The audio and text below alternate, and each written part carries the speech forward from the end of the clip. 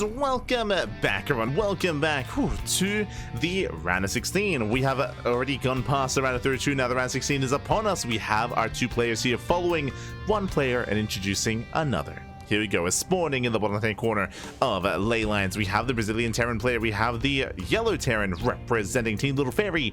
It is INexorable. And spawning in the top right-hand corner, we have the green Zerg player. We have the American Zerg player himself. It is Reaper. And if you're in the chat, predictions are open. Place your bets on who you think will claim the series. Best of luck in the chat as we jump into our ZVT. Now, as we get into this, I haven't casted Reaper in quite some time, but I'm ready. I'm excited. Nowadays, would I go as far as to say that Reaper is the best Zerg player in America? I think for a time it was Silky, of course. Silky was the best Zerg player in America, in the US of A, and of course Silky did retire with the absence of Silky, without players like, without many of the other like top Zerg GMs. I think it falls on Reaper, I'll be honest. ET Pwn Home, like, he isn't around anymore. 2x Reaper, by the way, 2x Reaper over here out of INexorable does open up. Jon Snow, you know, he isn't active anymore. Otherwise I would have pinned Jon Snow. I think through the process of elimination, I think it's Reaper. Unironically, let's go. So we have the best Zerg player in all of the Americas, all of America, I should say, up against the best Terran player in Brazil. Let's go. Let us go. Our TvZ is upon us. For now, we have a Reacted Reaper here on the way. 2x Reaper here by INexorable. And behind this, there is no third racks. No third racks behind this, just two. So not as committed. So 2x Reaper into the expand. Behind this, the goal is to contain the Zerg player on two bases for as long as possible. And we'll see if INexorable can pull this up. So now does poke in. Dancing with the army. Overlord Scout does confirm the 2x Reaper setup.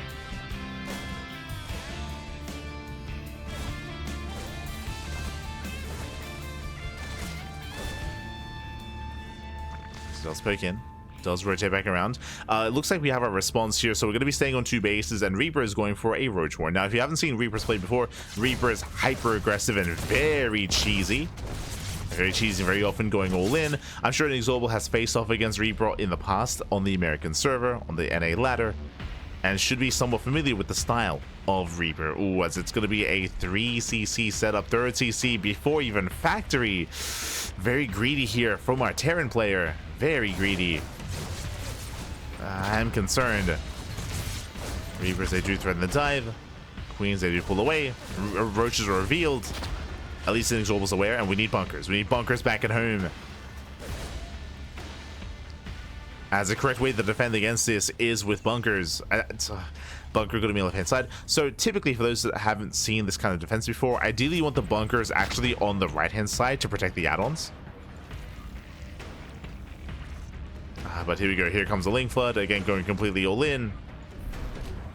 I mean, in a sense, at least we have extra SimCity here.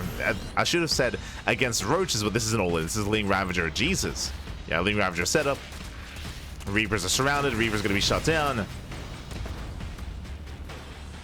And the bunker does complete. Ravagers are here to pile down the wall. And Marines are building up. The wall is going to be broken. We do have a second bunker behind this. Oh, the repair, let's go. Does repair, buying more time. And every second counts here. Tank is on the way, Marines are on the way. But remember, this was a third CC before factory. Oh no. Does barely try to repair. Lings, they flood in. Yeah, they flood on forward. Wiles, they take down the first bunker. Second bunker behind this, third bunker as well. And INexorable, he's holding. INexorable, he's holding on. He will clean up every single link here. He's losing SCVs though. And I say that he does break through, takes out the bunkers, and with that INexorable, he is broken, and Reaper takes game number 1. Whew, GG. I thought that we could maybe clean up at least the Lings, but no, never mind. The Roaches, the Ravagers, they do overwhelm. And likewise, remember, so greedy from INexorable, and this is where I have to question, is he familiar with Reaper? Again, Reaper, he's known for all-ins, he's known for cheese, known for aggression, and to go and to delay the factory, to go for the fastest CC, that was quite greedy there from INexorable. In the end, he was overwhelmed. In the end, GG well played. Whew. With that, Reaper takes the lead, and now we're jumping to game number 2. Illegal agrees with you regarding Reaper. I mean, he is the best Zerg player in America. I mean, I couldn't think of any others because everyone else is retired. This is the reality. Reaper, he is the NA hope. And here we go, spawning in the top left-hand corner. I mean, he is leading the series. But spawning in the top left-hand corner, we have the Brazilian Terran player. We have the yellow Terran. Oh, as I do need a moment to set up our player name.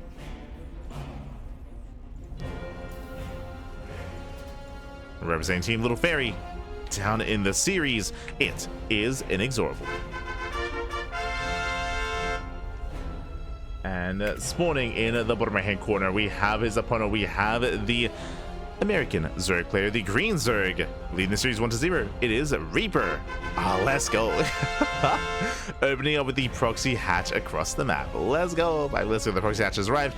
And again, this is what we expect. Like, as I mentioned before, if you haven't seen Reaper in the past, Reaper, he is the cheese, or he's not just the best Zerg player in America, but he's also a hyper cheesy, hyper aggressive. Game 1, he went for a Ravager Ling all-in. Here, game 2, we have the proxy hatchery.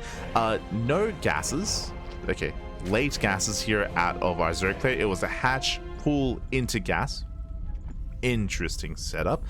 With this kind of setup here, ooh, double gas. Okay, so it's going to be later gases. This should be roaches. This should be for a roach based all-in from the side of our Zerg player. Currently, INexorable is not aware, as he now moves out with the SCV.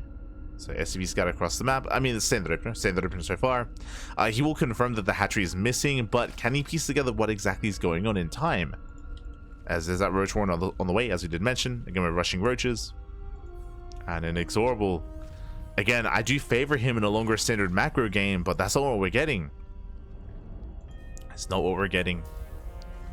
And again, I would imagine that INexorable is familiar with Reaper. I would imagine he knows, but I mean, we're about to find out. SCV moves in. Gets a full scout, confirms the roach warren. With that, I believe we just canceled. Yeah, we just canceled the CC. Setting up on the high ground. Wings are waddling in. Boys are being pulled. INexorable so far, he's holding. Roach production has begun. And Reaper, he's hit a cheese out of INexorable. Oh, that's around! Oh my god.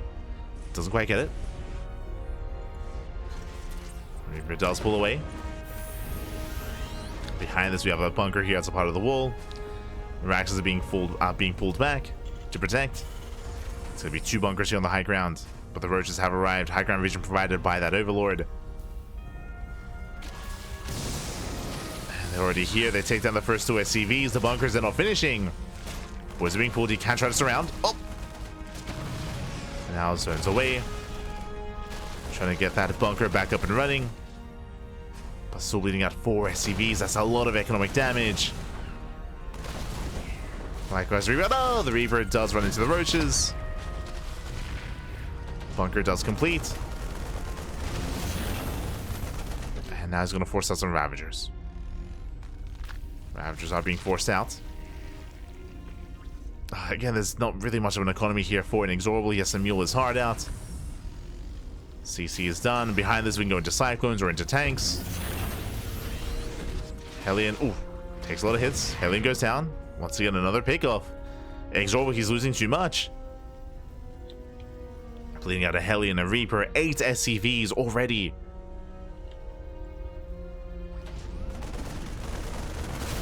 So he does pile down the bunker.